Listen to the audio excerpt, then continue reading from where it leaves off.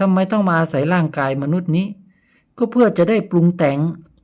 เสียงที่สื่อสารอยู่นี้นี่คือเครื่องมือปรุงแต่งอาศัยมันแต่มันไม่ใช่เรานะเราคือธาตุชีวิตที่ใสบริสุทธิ์มากๆนะ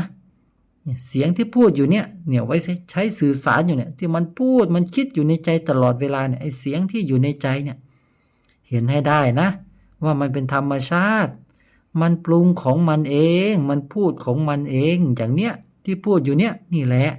มันปรุงของมันเองแบบนี้มโนภาพมันก็นึกของมันเองแบบนี้อารมณ์ทั้งหลายมันก็ปรุงเป็นอารมณ์พอใจบ้างอารมณ์ไม่พอใจบ้างอารมณ์เฉยๆบ้างอารมณ์สงบบ้างอารมณ์มันก็เป็นของมันอยู่แบบนี้แหละเห็นให้ได้นะว่ามันเป็นธรรมชาติมันทำงานของมันเองมันไม่ได้เป็นอะไรหรอกพวกเราแค่อย่าไปยึดว่าเป็นเราก็พอ